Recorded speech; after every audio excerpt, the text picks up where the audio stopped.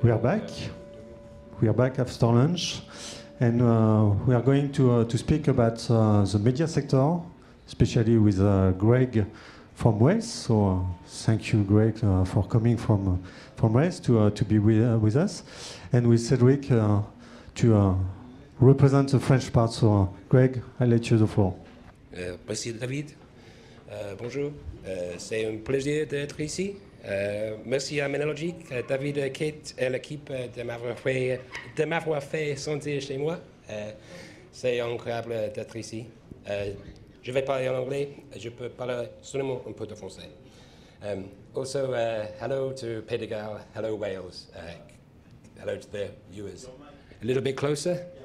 Can you hear me? Hello Wales. You can hear me. Okay, good.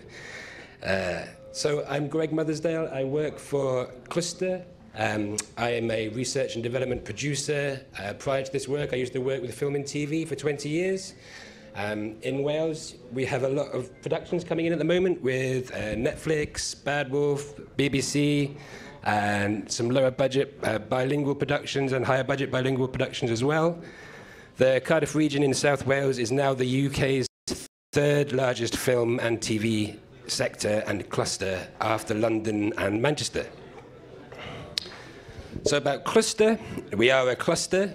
Cluster is a research and development ecosystem. It's putting innovation at the core of media production in Wales and moving the screen sector towards a thriving sector from strength to leadership.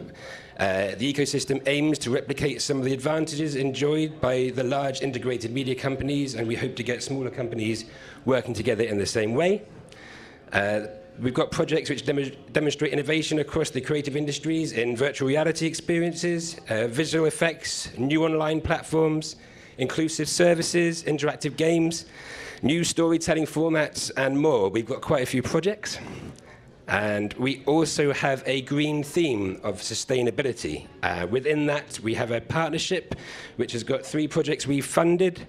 One working with the animation industry. The Animation Festival is exploring a service to help animation, games, VFX, post-production achieve net zero through carbon footprint analysis and co-creation workshops, working together around a sustainable perspective from the outset.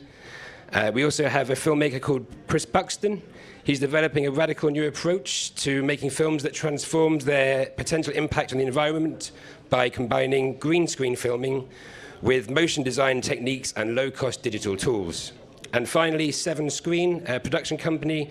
They're doing in-depth analysis on sustainable filmmaking, the techniques they developed with a production called Havoc, starring Tom Hardy. The project was called Maximizing Havoc, and they're embedding new learning and systems for future productions. It was a Netflix production, I think roughly 80 million budget in Wales. It was a big budget feature film.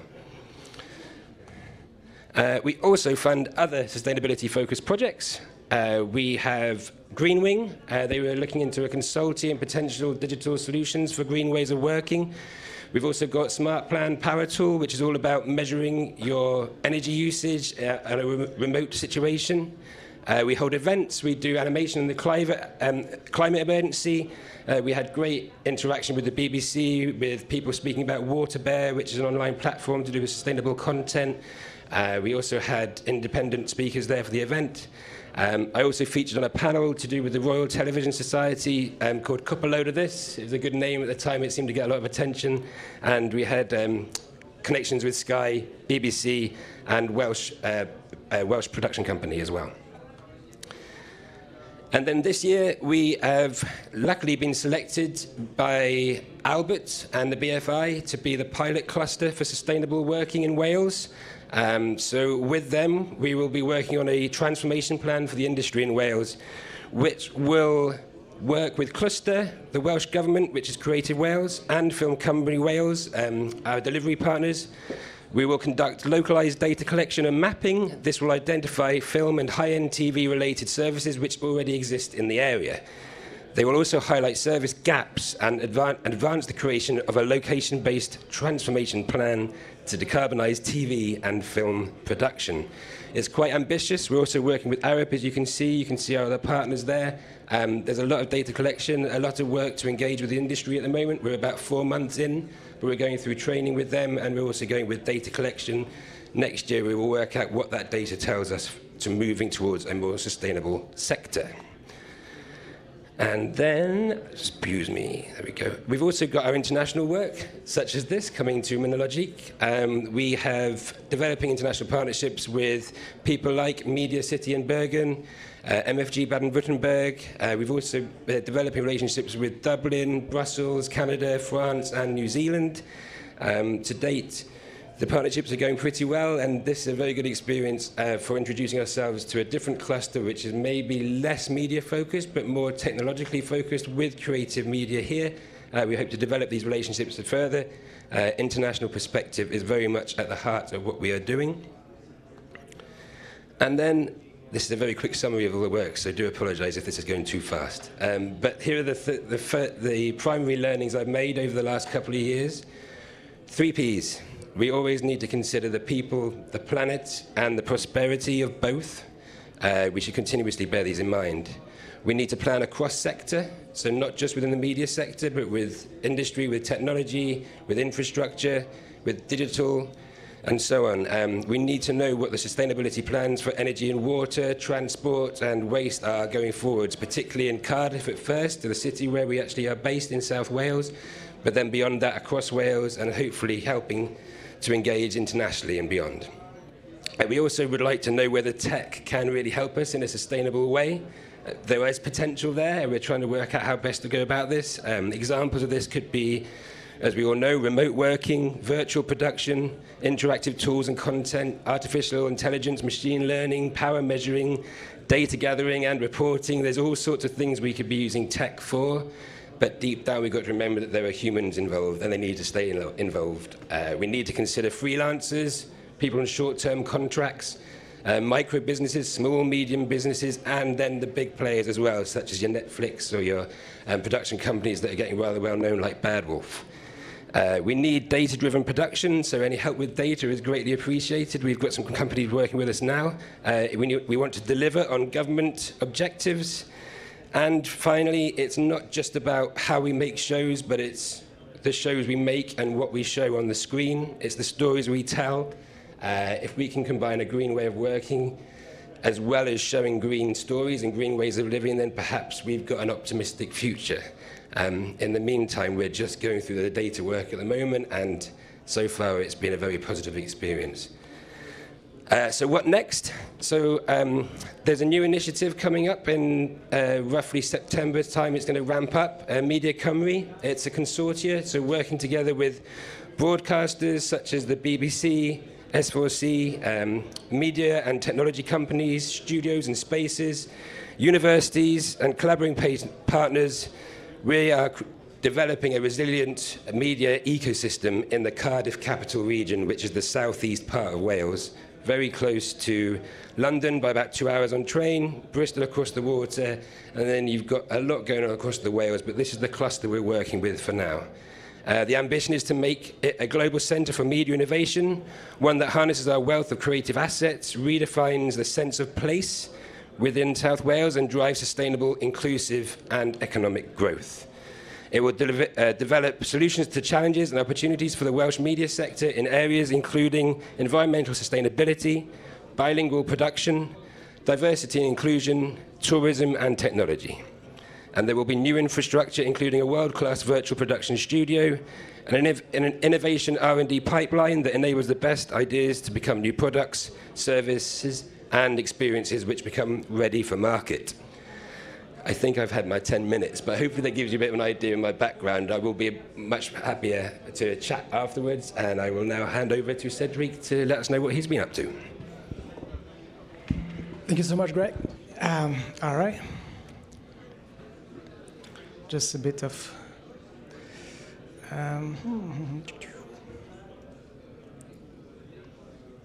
All right.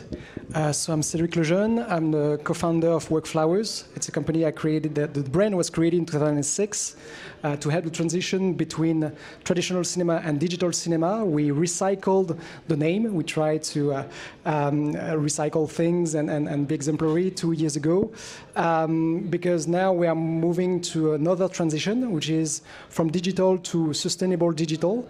It's a bit of a challenge because digital has a huge place in our society, and ultimately we need to find ways to slow down the expansion of digital in our life to make it sustainable. So Workflowers is a media engineering company, and we integrate the environmental parameter and carbon measurements as parameters for the efficiency of the company. There's an acceleration on that topic. If you look around communications from bigger groups such as Microsoft, Sky, BBC, in the media, you also have Amazon.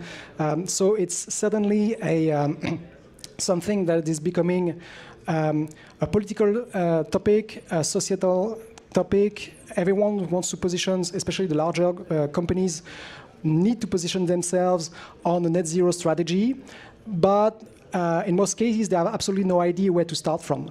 So they announce plans for carbon neutrality, but the reality of it is that they expect future technology to absorb the carbon from the atmosphere to fix the problem, because as of today, we don't have much working solutions to make that happen.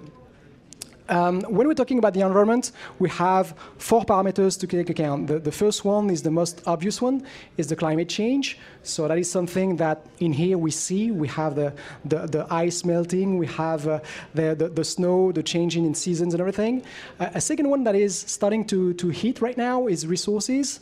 Grenoble has a lot of industries, and the supply chain right now is a bit of a challenge to get delivered the equipment we need to perform our business.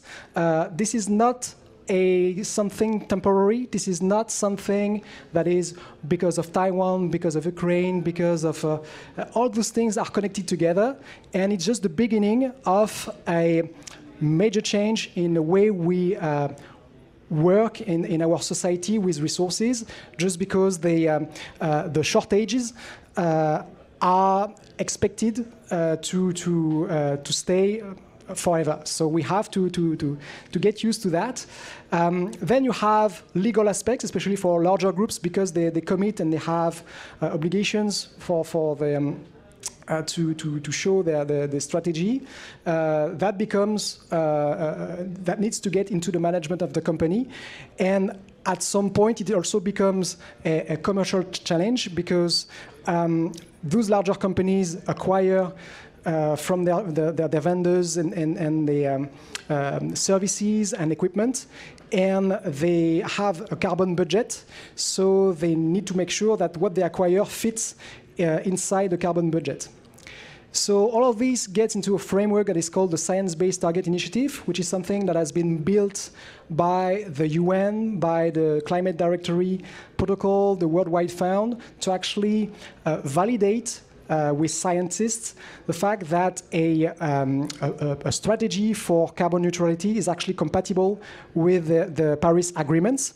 So now more and more larger companies start to file for the SBTIs, and in the media business right now there are about 45 companies, and the first one to actually get through the whole process was the BBC, which means that very soon the BBC will have a double accountability, which means that they will have budgets, financial budgets and carbon budgets, which means that when they acquire a TV series, for example, some content, or if they buy some equipment, this will have to fit within the carbon budget as well as the financial budget. Institutions are moving too. We can see in France the CNC, but Europe with the creative media program is also moving forward, actually faster than the CNC. In the US, we have the PGA that also have initiatives. And the main challenge we have in here is actually make all of those initiatives compatible, especially considering that in production we do a lot of co-production. So we have to make sure that everything is compatible between the different countries that are involved in the production of content. We, as Workflowers, work with TV, cinema, video game, edition. We have clients both on the industrial part and also some institutions. And we are participating right now some global work groups. And one particular project that is very important, which is the fact that Europe is willing to unify the carbon measurement methodologies. So when you have some equipment that is used in different production contexts, it always has the same footprint, because especially for media companies, you may have a camera, and this camera, if it's used for sports, for live events, for fiction, it should have the same footprint. So as of today, we don't have the right tools and methodology to make sure that everything is measured the same way, but for larger groups such as TF1, Canal+, or the BBC, they have to make sure that all of their activities are measured the same way, so they can put together a plan that is actually consistent. So we are participating with the sustainability group at the EBU, the European Broadcast Union, so that's for public broadcasters. The DPP, that is the Digital Post-Production Group, which is more private companies, the CST in France, and the SMPTD, Society of Motion Pictures Technicians and Engineers, that just launched a cloud and sustainability work group. So this is becoming global. It's certainly something that will affect all creative industry, because the creative content, as of now, is a bit outside of the carbon concern. But pretty much as anything in our society, it will have to get into the carbon compatibility and understanding how the environmental impact is actually included in the whole strategy of the different groups and companies.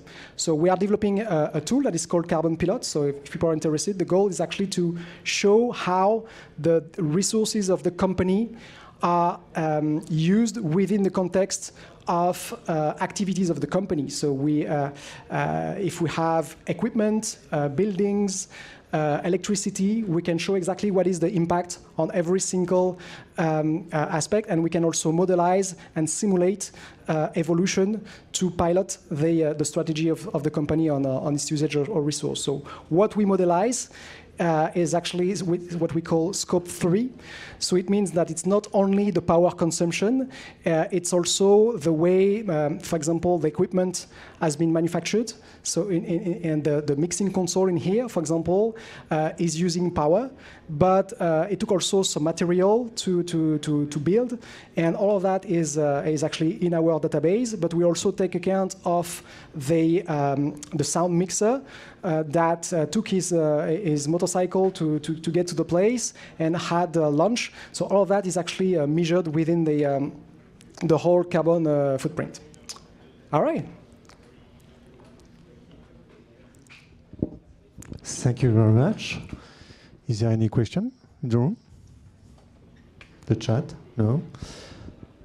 Greg, perhaps a word about the event in July in Cardiff, and perhaps also to introduce Alec, which is with us today, and how you help him to develop his technology.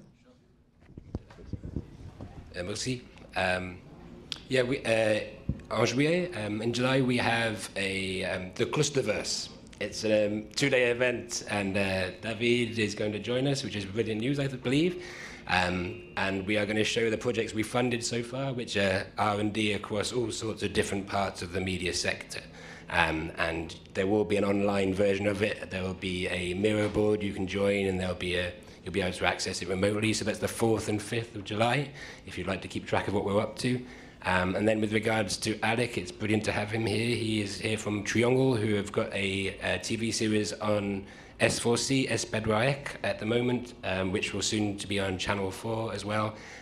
It's bilingual, and that's the production side of what he's doing. But with Cluster, they've been working towards R&Ding a bilingual way of working in a more efficient way, and bearing in mind all sorts of considerations that comes with that. I can't talk about it too much because the project hasn't finished yet, but there'll be a lot of learning with it to do with culture, efficiency, inclusivity, and happiness from my perspective. It's been a very positive experience, so thank you to you and your team, Alec. And just on another note, before I started this job in R&D, I didn't really understand it, and don't tell my bosses that when I went for the job. I've learned a lot, and it seemed complicated, but it's actually quite simple. It's trying to answer a question without knowing the answer yet.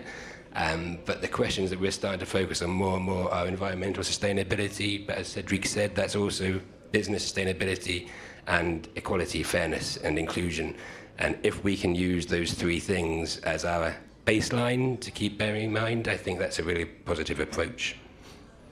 What do you think? Sure. Yeah. Well, that's a very strong point, and I believe it extends to other businesses than media, but ultimately using less power, using less resources is, and mutualizing equipment, mutualizing the buildings and all that is the key for carbon reduction. And some way we'll be forced to do that because the cost of energy is rising. We all know what's happening right now in Ukraine.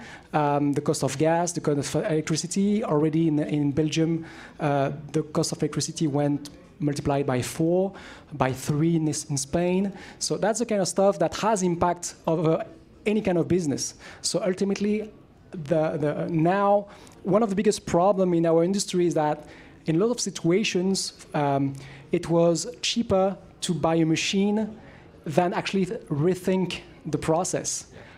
We are getting in a stage where actually thinking about it is becoming less expensive.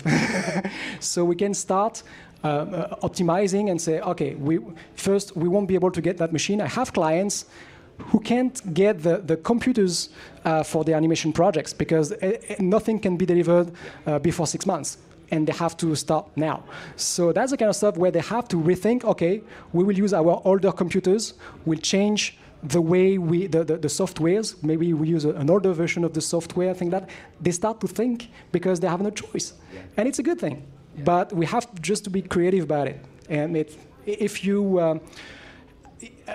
it's not by will, ultimately it's not gonna be fun. But if everyone gets into it, actually, one of the reasons we get in projects with our clients is the fact that they, especially to attract younger people, engineers, creative people, and everything, they want to show that they care. And as you pointed out, inclusivity, environment, business. It all comes together at some point. If they want to sustain, they need to have good engineers, good creative people, and that makes a good business. I agree, and I think that if people get told they can only spend money on a certain way of working, and they only apply for that money if they're willing to work in that way, then that's a good experiment for us to consider in the future. I also think that the production industry, production companies in the media, they're extraordinarily pressured and have very long working days and very short-term contracts, so they need time to think about, as you said, to think differently. And that's what R&D has really helped the cluster do, is to actually allow them time to step away or to bring somebody in who's dedicated to trying things out, thinking differently and thinking innovatively, because when I used to work as a runner or as an assistant director, you didn't have time to think apart from making sure the shot got in the can, you know, and the wrap was on time if you were lucky, and you were according to your budget, and you were worried about somebody not getting to the location on time, whereas actually you're thinking, stop, could we try this in a different way, which is going to be a bit better all round. So here's to more R&D. It sounds like what you're doing is great, by the way. Yeah. Do you want to talk any more? Sure, if you have time. Yeah. Well, certainly there are challenges, and the organization, especially considering technology. As you pointed out, there are so many ways to get technology to help. You know, AI, machine learning, remote working. Remote working, for example, has a huge impact over carbon emissions. But all those technologies, you know, we have a saying in France, when you have every problem look like a nail. You know, and that's, if you want to fix everything with technology, you won't get there. And especially all the social aspects, remote working is great. Only for richer people who have a nice and comfy house. You know, I have one of my employees that has a small apartment with a kid and everything. It's not as nice. So that's the kind of stuff we need to be careful about, how things articulate between technology and the human side. And I believe it's a great opportunity to make those things happen right now. On that note, I did wonder, there may be an answer out there already, but how do you track your Scope 3 when you're thinking about remote working or even virtual production, as we've already mentioned, and whether there are methods we should already be bearing in mind, whether they're actually thinking, this is a solution, and then finding out actually that it could not be a solution, and what's already happening. And there are initiatives out there already, and we look to do more work in this area, because there is all sorts of innovations which are extraordinarily exciting, but we can get caught up in them and then forget about the principles that we've been discussing today. So here's to doing both. Yeah. Yeah. Thank you very much. I just need to bring a beer. You're perfect. Right? Yes. Just parfait. Just to conclude, if you want to go further, and if the European side of the fundings may be interesting to be with us this afternoon with Helmut, who will speak about the position of the European Commission for the greening of the screen. And when we spoke yesterday with Alec, I was very surprised by the level of the people who are committing suicides or want to commit suicides, and because of the pressure of the job, and it's well known that in the media industry there is a lot of pressure, and it's a good transition for the next conference with Guillaume from Roberto to speak about the virtual reality and what it can bring to train people and to sensibilize them about those problematics. So thank you very much again. Plaisir.